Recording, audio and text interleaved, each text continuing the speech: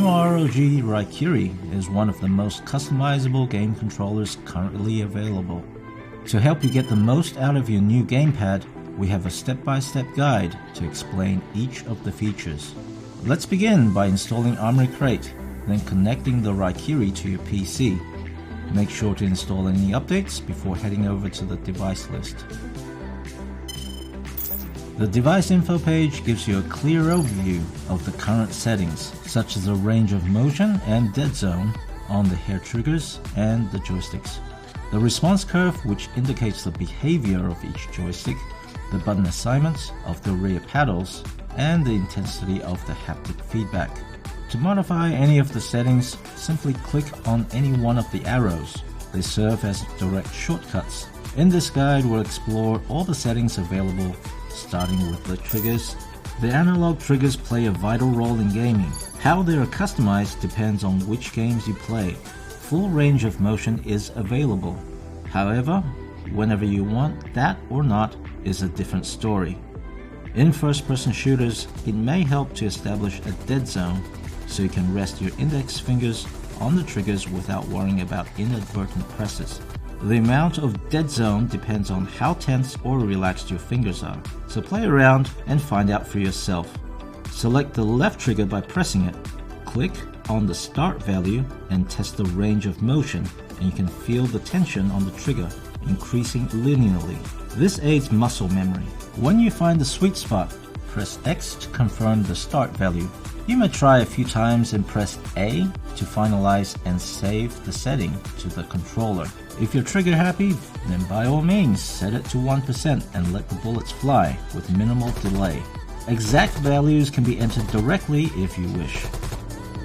Having full range of motion is ideal for racing games, where precise throttling and braking are the key to winning. Remember to release the trigger locks at the back of the controllers when utilizing analog. The end value determines how far the triggers need to be pressed until reaching max input.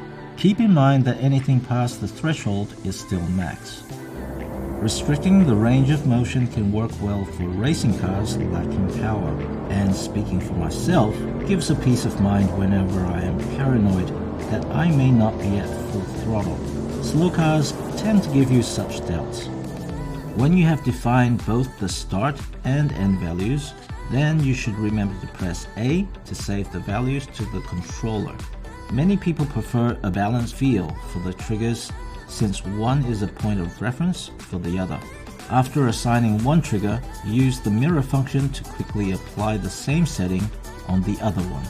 After the triggers are set, it's time to do the same with the joysticks.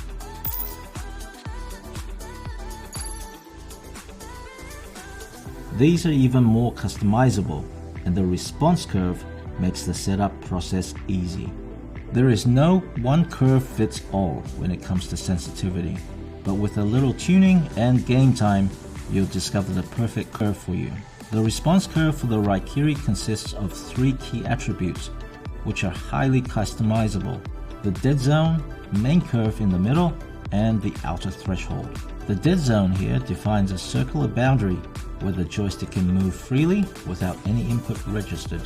Applying a dead zone of 10% means that no input will be registered unless the joystick moves at least that much from the center. Typically, you want little or no dead zone for most precision in games. However, there are exceptions such as racing. It can be hard work trying to drive in a perfectly straight line without a dead zone because every minute movement is making you drift from side to side, increasing the likelihood of losing control of the car. Outer threshold is the same idea as dead zone, except it applies the outer limits of the joystick movement. If, for example, the outer threshold is set to 90%, then maximum input can be reached as soon as the joystick moves at least 90% from the resting position, as opposed to the usual 100%. This is like setting the endpoint for the trigger, reducing the distance required for the analog joystick to go from 0 to max. Set inner and outer limits first by adjusting dead zone and outer threshold. The 4 plots on the curve may need to be shifted if you wish to try larger values for dead zone and outer threshold.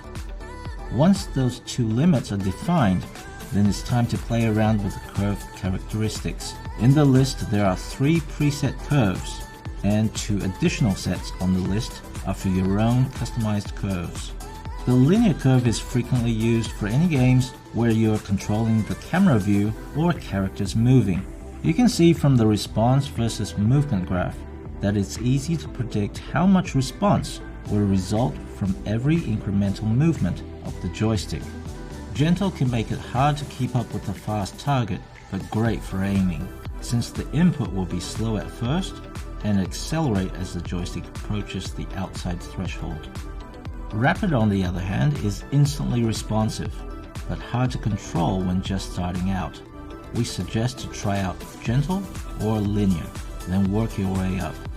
The Raikiri allows you to increase the responsiveness gradually as you become faster, as you become a master.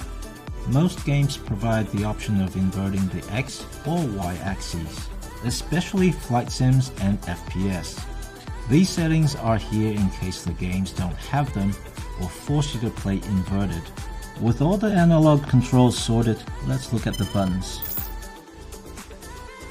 You might have noticed the Raikiri provides 2 extra paddles on the rear, M1 and M2. While many controllers have them directly under your fingers for fast actuation, sometimes it's possible to clench too hard and press them accidentally. For this reason, the paddles on some controllers may be hard to press. The design on the Raikiri lets you choose whether you want to rest your fingers on them or not, and actuation is easy. The paddles can help you accomplish more.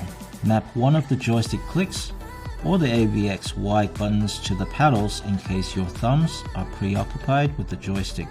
If your index fingers are always on the triggers, then map LB and RB to the paddles.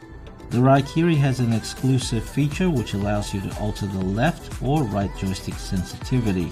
This can be tremendously helpful when aiming with a sniper rifle or when moving slowly to avoid falling off a cliff.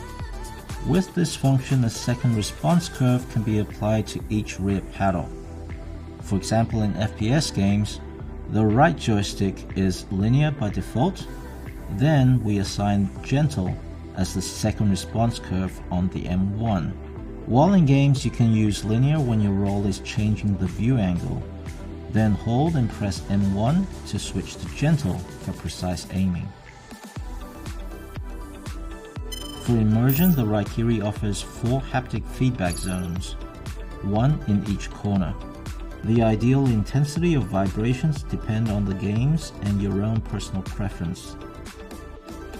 Some may prefer low or no vibrations in FPS, since they may throw off your aim. In racing games, it's essential to feel the road surface, the car, and amount of grip. The only way to know what you like is to try it out for yourself. You can do this by dragging the slider from left to right. The increasing intensity of the vibrations in the selected zone can be felt accordingly in real time. Now you know how to set up the Raikiri and play your favorite game titles. Don't forget to apply aura lighting effects to match your rig. Thanks for watching, and let us know in the comments which features you'll be testing first on the ROG Raikiri.